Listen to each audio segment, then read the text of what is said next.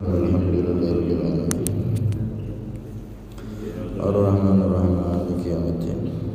Iyyaka na'budu wa iyyaka nasta'in. Ihdinas siratal mustaqim. Siratal ladzina an'amta 'alaihim ghairil maghdubi 'alaihim waladdallin. Amin. Bismillah, alhamdulillah, wassalatu wassalamu ala Rasulillah Sayyidina Muhammad bin Abdullah wa ala alihi wa sahbihi wa man wala wa la hawla wa la quwwata illa billah. Rabbi syrah li sadri wa yassir li amri wa hlul 'uqdatam min lisani yafqahu qawli wa saddid lisani wahdi qalbi bihaqqi Sayyidina Muhammad Allahumma shalli wa sallim alaihi. Dusturakum ya ahla darki wa ya ahla al-batin wa ya ahla an-nawbati wa ya ahla an-nur. Amma ba'd. Hadirin jamaah Masjid Nurul Qamar yang dirahmati oleh Allah Subhanahu wa taala. Alhamdulillah kita semua bisa berkumpul kembali untuk bersama-sama mengkaji ilmunya Nabi sallallahu alaihi wa alihi wasallam, yang mana ilmunya Nabi ini adalah nutrisi dan makanan hati kita. Dan hati yang bersih, hati yang selamat adalah satu-satunya bekal kelak kita menghadap Allah Subhanahu wa taala, yauma la yanfa'u malu wala banun illa man atallaha biqalbin salim. Hari di mana tidak bermanfaat lagi malun, harta, wala banun, dan tidak pula anak. Hari di mana yang paling menentukan adalah amal kita. Anak kita, ya anak soleh nanti bisa menolong orang tuanya, tapi yang paling kita handalkan adalah amal ibadah kita sendiri. Jangan nunggu syafaatnya anak, tapi berusaha agar kita jadi orang yang selamat dengan amal kita sendiri. Di hari tidak bermanfaat harta dan anak kecuali man atallaha biqalbin salim, orang yang membawa hati selamat menghadap kepada Allah Subhanahu wa taala. Dan selamatnya hati adalah dengan dirawat. Sebagaimana tubuh kita rawat, kita kasih nutrisi, makan, minum, maka hati biar selamat, biar bersih kelak menghadap Allah dalam keadaan hati yang selamat harus diberi nutrisi, yaitu ilmu dan ibadah, ilmu warisan Nabi sallallahu alaihi wasallam. Karena itu ada sebagian ulama kalau selesai ngaji dia baca doa selesai makan. Jadi selesai ngaji niku ada sebagian ulama baca alhamdulilladzi at'amana wa zakana wa ja'alana minal muslimin. Dia baca selesai makan juga selesai ngaji seperti ini. Pas ditanya, kenapa wahai imam, wahai orang soleh, kamu kok baca itu selesai ngaji? Iya, karena hatiku habis makan juga. Itu ada yang sebagian yang seperti itu. Oke. Karena itu alhamdulillah Allah Subhanahu wa taala mengumpulkan kita untuk bersama-sama mengkaji ilmu warisan Nabi Muhammad, dan lebih mulia lagi kita berkumpul di salah satu masjid rumahnya Allah Subhanahu wa taala, niat i'tikaf antara maghrib dan isya. Semoga ini semua benar-benar menjadikan hati kita semakin sehat, dan kelak di akhirat kita bisa berjumpa Allah termasuk orang-orang yang difirmankan oleh Allah tadi, man atallaha biqalbin salim, orang yang datang menghadap Allah benar-benar membawa hati yang selamat dan bersih. Amin Allahumma amin. Hadirin yang dirahmati oleh Allah Subhanahu wa taala, kita masih di hadis yang ke-19. Kita berada di penghujung hadis. Nabi sallallahu alaihi wasallam bersabda, wa'lam annan nasra ma'as sabri. Ketahuilah sesungguhnya pertolongan Allah bersama dengan kesabaran. Kemarin ini sudah kita bahas. Intinya orang yang dicintai oleh Allah tandanya di dunia ini pasti diuji. Kalau ada orang hidup di dunia bebas dari ujian, tanda dia jauh dari Allah, tanda dibenci sama Allah berarti. Para nabi diuji, bahkan Nabi Muhammad juga diuji. cucunya Nabi Muhammad Sayyidina Husain malah dipenggal, meninggal dalam keadaan dipenggal, syahid. Semuanya orang soleh, para nabi ataupun para sahabat ataupun orang-orang soleh, semuanya riwayat hidupnya pasti ada ujian. Karena ujian adalah sebagian tanda daripada cinta Allah Subhanahu wa taala. Idza ahabballahu 'abdan ibtalah. Allah itu kalau sudah cinta sama seseorang akan diberi ujian hamba tersebut agar semakin sempurna derajat hamba tersebut kelak di akhirat. Karena ada derajat yang tidak bisa dicapai dengan ibadah kecuali derajat tersebut bisa dicapai dengan sabar ketika diuji. Nah, semoga kita termasuk orang-orang yang sabar ketika diuji oleh Allah Subhanahu wa taala. Kemudian Nabi sallallahu alaihi wasallam beliau dalam hadis ini, dalam penghujung hadis ini beliau mengatakan wa annal faraja ma'al karbi wa anna ma'al usri yusra. Dan ketahuilah sesungguhnya al-faraja, faraj itu kelonggaran dari Allah, solusi dari Allah, ma'al karbi beserta kesumpekan atau kesempitan. Sesungguhnya kelonggaran beserta kesempitan. Dan sesungguhnya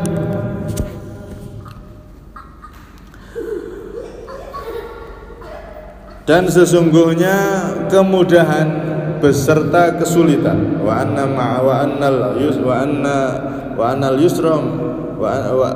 ma'al usri yusra. Dan sesungguhnya bersama kesulitan ada kemudahan. Di sini ada dua nasihat. Pertama, kelonggaran itu berserta kesempitan. Kemudian kesulitan itu pasti disertai kemudahan. Ini nasihat dari Nabi sallallahu alaihi wasallam. Jadi ketika kita menjalani kehidupan ini, yang namanya di dunia pasti ada kadang kita terhimpit masalah dalam keadaan sempit dan seterusnya. Maka ketahuilah, ini kabar gembira dari Nabi, sesungguhnya kesulitan, kesempitan itu pasti akan diberi kelonggaran dan diberi kemudahan oleh Allah Subhanahu wa taala, asal kita tetap jadi hamba Allah yang taat kepada Allah Subhanahu wa taala. Kalau kita istiqomah berusaha jadi hamba yang taat sama Allah, sesempit apapun, sesulit apapun masalah yang kita hadapi di dunia ini, yakinlah Allah Subhanahu wa taala akan memberikan kelonggaran dan kemudahan pada semua masalah yang sedang kita hadapi. Ini intisari daripada nasihatnya Nabi sallallahu alaihi wasallam. Dulu Nabi Sulaiman ini kan nabi yang sudah komplit ya.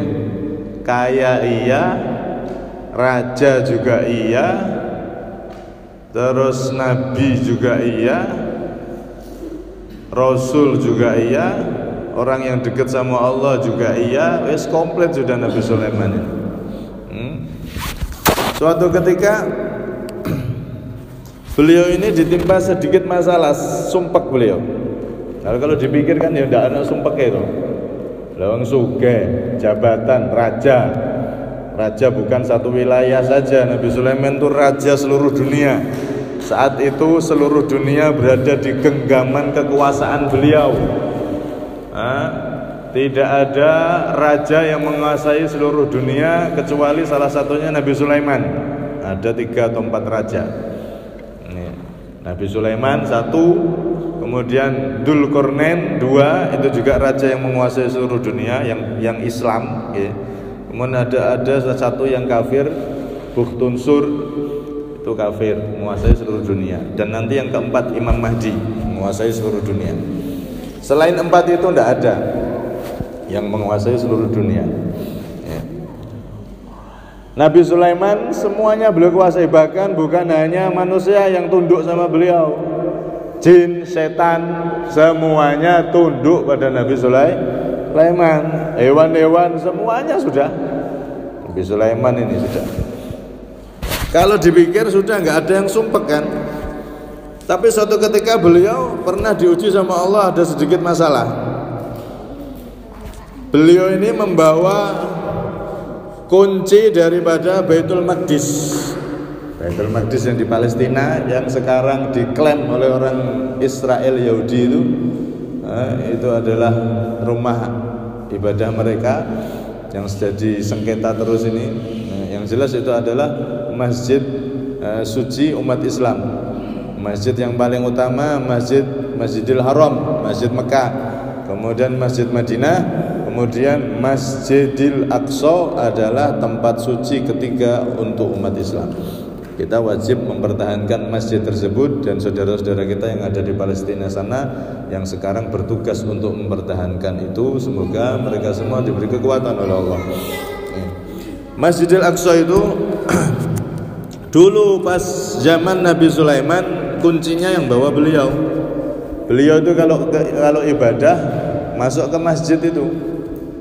Nah, suatu malam beliau ini pengen qiyamul lail, pengen tahajud. Masuk ke masjid tersebut bawa kunci. Biasanya dibuka itu gampang. Ini Nabi Sulaiman pas sampai di pintu, buka seperti biasa dibuka. Ternyata macet kuncinya.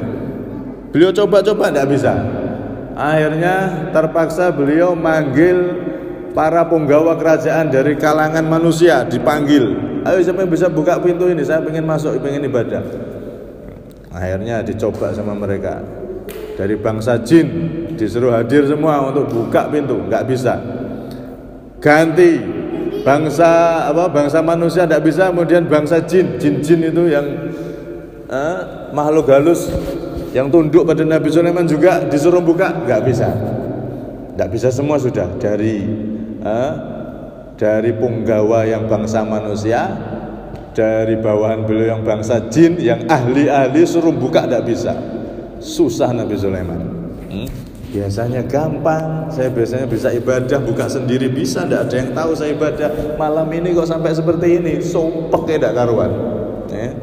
Nggak bisa ibadah, sumpek luar biasa. Orang-orang soleh dulu seperti itu. Ketinggalan jamaah, sumpeknya luar biasa. Lebih sumpek daripada kehilangan motor. Lebih sumpek bahkan daripada kehilangan anaknya yang wafat. Orang soleh dulu tuh begitu. Musibah agama itu jauh lebih sumpek bagi mereka daripada musibah duniawi. Sampai-sampai zaman dulu itu diceritakan, kalau ada orang ketinggalan jamaah itu ditakziahi oleh saudara-saudaranya ke rumah 7 hari berturut-turut. Ya Allah, temanku, kenapa kamu tidak bisa jamaah tadi? Diparani omahe Pak, 7 dino takziah gara-gara tidak sholat jamaah, tidak kelihatan sholat jamaah.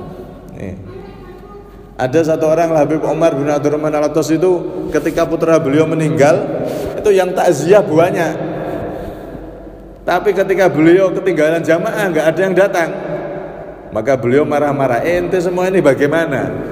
Musibah dunia, kematian itu sudah ditetapkan sama Allah, musibah itu pasti terjadi. Tapi kalau saya nggak sholat jamaah, nggak ada yang datang ke sini mengingatkan saya. Marah beliau. Musibah agama itu lebih besar daripada yang terjadi di dunia ini. Segala yang terjadi di dunia ini, musibah agama itu lebih besar daripada musibah yang bersifat duniawi. Masya Allah. Begitu juga ini Nabi Sulaiman, sumpek ini biasanya bisa buka gampang, lah kok angel. Pasukan penggawa dari manusia suruh buka tidak bisa, dari bangsa jin bahkan dikerahkan buka pintu itu kuncinya macet, tidak bisa juga, susah Nabi Sulaiman. Akhirnya udah pergi semua, udah tinggalkan saya di sini sendiri, duduk Nabi Sulaiman. Ya, pas sumpek itu tiba-tiba semuanya udah pergi, Nabi Sulaiman merenung sedih, nggak bisa masuk masjid. Maka saat itu datang orang tua pakai tongkat. tunuk-tunuk nih. Orang tua pakai tongkat sudah tua banget. Wa kana min zulasa'i Daud. Orang tua ini termasuk penasehat dari ayah Nabi Sulaiman, yaitu Nabi Daud. Maka si orang tua ini berkata, "Ya Nabi Allah, mali araka hazinan." Wahai nabinya Allah, wahai Nabi Sulaiman, kenapa aku lihat engkau kok murung, sedih, susah gitu, sumpek gitu. Maka beliau Nabi Sulaiman menjawab, "Iya, wahai kakek, ini loh, saya mau buka pintu, mau ibadah, kok tidak bisa. Apakah Allah ini marah sama saya ini? Saya mau ibadah masuk aja nggak diizinkan sama Allah. Nah, sumpek ini saya." Akhirnya orang tua tersebut berkata, "Ala u'allimaka kalimatin kana abuka yaquluhunna inda karbihi." Wahai Nabi Sulaiman, tidakkah engkau mau aku ajari kalimat yang mana ayahmu dulu Nabi Daud kalau pas sumpek kena masalah apapun, pas sumpek pasti baca kalimat ini dan Allah langsung memberi kelonggaran terhadap kesumpekannya. Maka Nabi Sulaiman, "Loh, apa itu wahai kakek?" Maka dijawab oleh kakek tersebut, "Katakan, Allahumma binurika ihtadaitu wa bifadlika istaghnaitu wa bika asbahtu wa bika amsaitu dunubi baina yadaik astaghfiruka wa atubu ilaik." Ini kalimat yang dipakai Nabi Daud kalau sumpek-sumpek. Baca ini kesumpekannya, kesulitannya langsung diberi solusi oleh Allah Subhanahu wa ta'ala. Kalau yang Nabi Yunus, la ilaha illa anta subhanaka inni kuntu minadh dhalimin. Akhirnya Nabi Sulaiman baca ini, Allahumma wahai Allah, kalau diartikan binurika ihtadaitu, binurika ihtadait. Allahumma binurika ihtadait, ya Allah, dengan cahaya keberkahanmu aku meminta petunjuk. Wa bifadlika astaghnait, dan dengan anugerahmu aku meminta kecukupan. Wa bika asbahtu wa amsait, dan dengan rahmatmu aku berpagi hari dan bersore hari. Hidupku, hari-hariku kulalui dengan rahmat dan bantuanmu. Dunubi baina yadak, dosa-dosaku, dosa-dosaku aku haturkan berada di depanmu ya Allah, mengemis untuk pengampunanmu. Astaghfiruka, aku memohon ampun padamu. Atubu ilaik, dan aku bertobat kepadamu. Baca ini beliau, kemudian pintu itu pun terbuka dan beliau bisa masuk ke masjid tersebut. Ini kalau kita teliti, doanya ini berisi minta ampun sama Allah, istighfar sama Allah.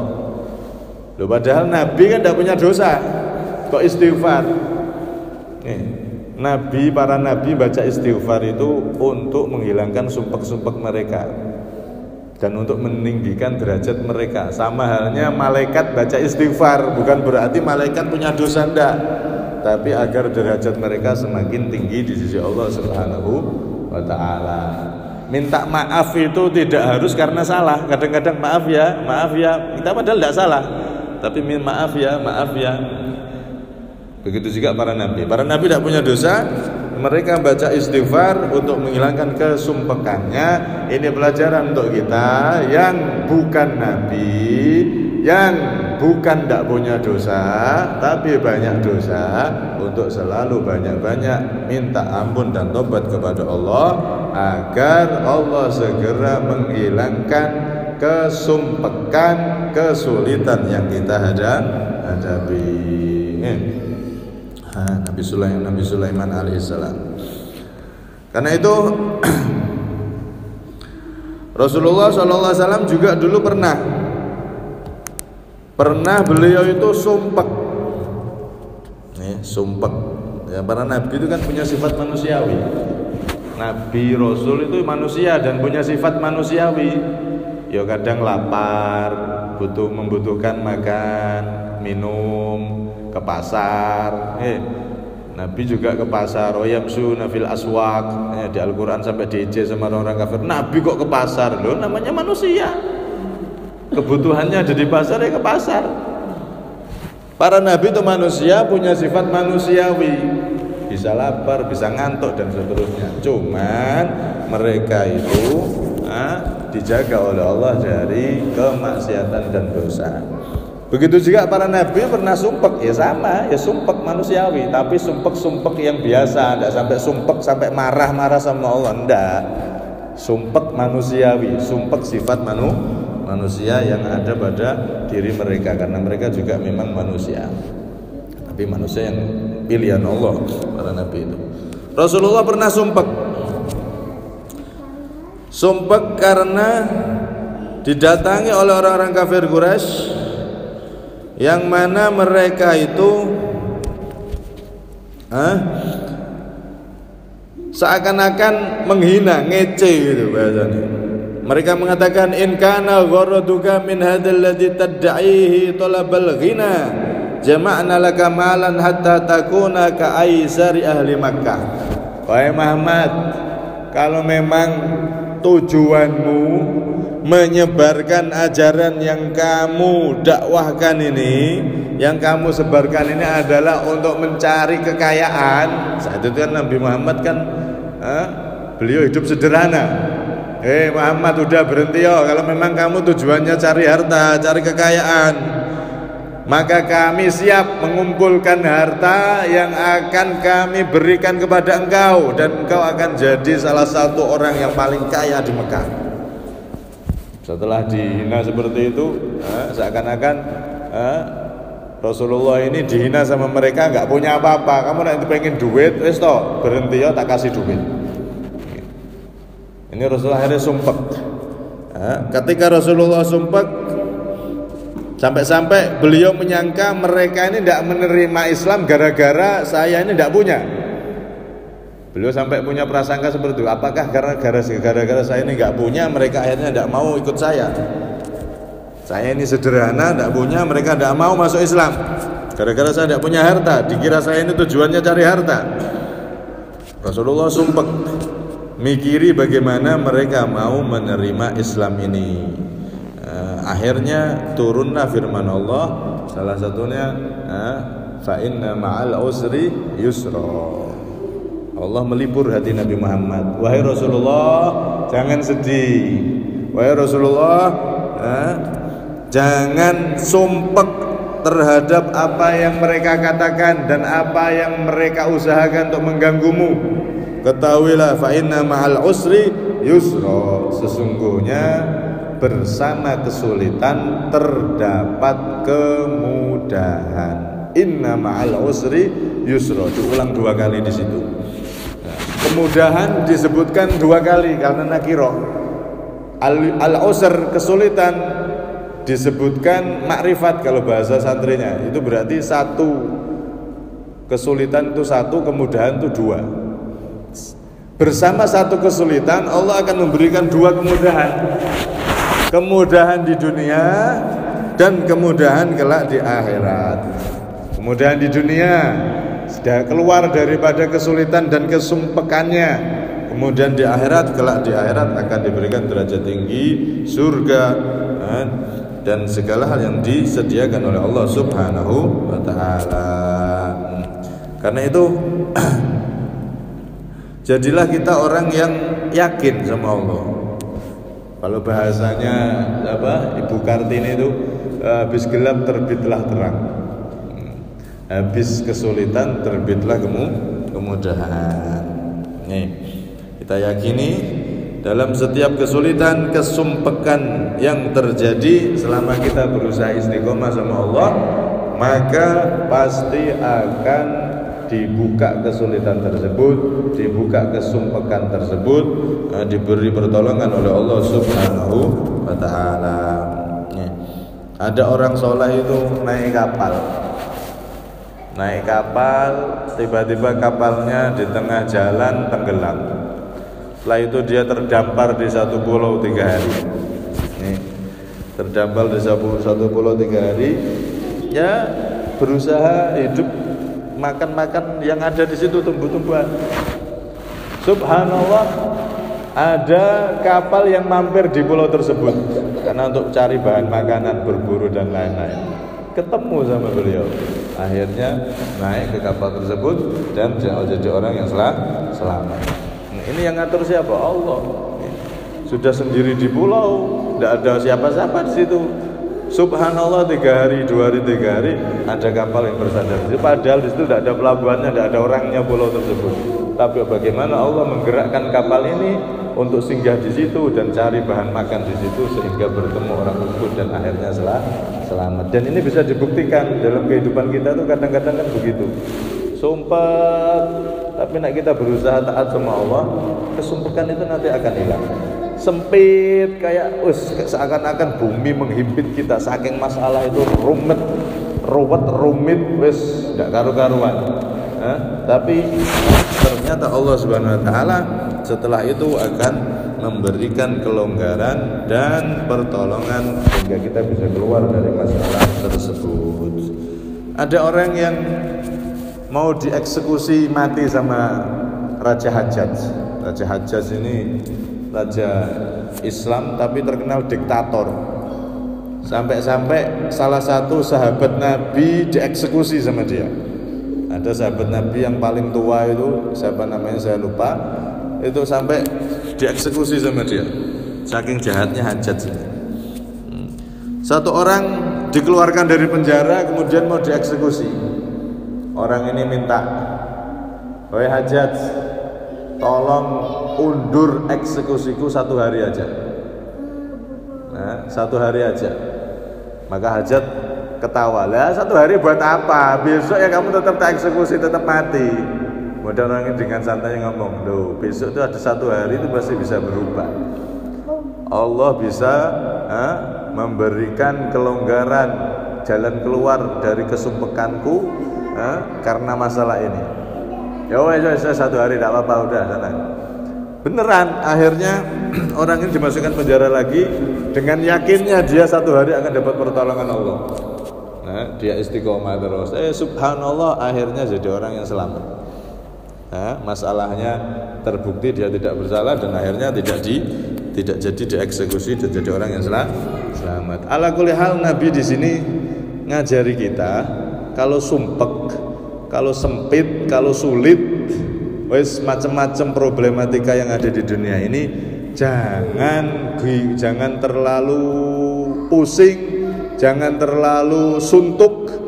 Udah biasa aja, sudah jalani ibadah, taat sama Allah, minta sama Allah agar dikeluarkan dari semua masalah tersebut. Maka pasti akan dikeluarkan oleh Allah Subhanahu wa taala. Dunia itu isinya 2. Ada sulit, ada mudah. Ada sumpek, ada longgar. Ada sehat, ada sakit, dan itu pasti berputar. Tidak mungkin ada orang sumpek terus, sulit terus umur hidup, tidak ada. Pasti ada enaknya. Tidak mungkin ada orang tuh kekurangan terus dari lahir sampai mati kurang, tok sakit, tok sulit, tok sumpek, tok, tidak ada. Ya pasti akan berputar itu. Isi dunia itu 2 itu. Karena itu jangan kita terlalu memforsil pikiran kita, dipikiri sampai di luar kemampuan pikiran kita, sampai malah jatuh sakit, tambah repot nanti. Udah yakini semua pasti ada solusi dari Allah Subhanahu wa taala, karena kita orang beriman, ada yang kita andalkan. Mungkin kita sudah nggak bisa mengandalkan harta kita, nggak bisa mengandalkan jabatan kita, nggak bisa mengandalkan teman dan lain, nggak bisa, tapi kita ada Allah, kita punya Allah yang akan bisa kita andalkan untuk menjadikan kita keluar dari semua masalah yang sedang kita hadapi. Karena itu, di sini pelajaran penting dari Nabi Muhammad agar gantungkan hati kita, di mana hati tersebut cuman mengandalkan Allah Subhanahu wa taala, bukan yang lain. Wes pokoknya hanya Allah yang jadi andalan kita. Yang lain sampingan.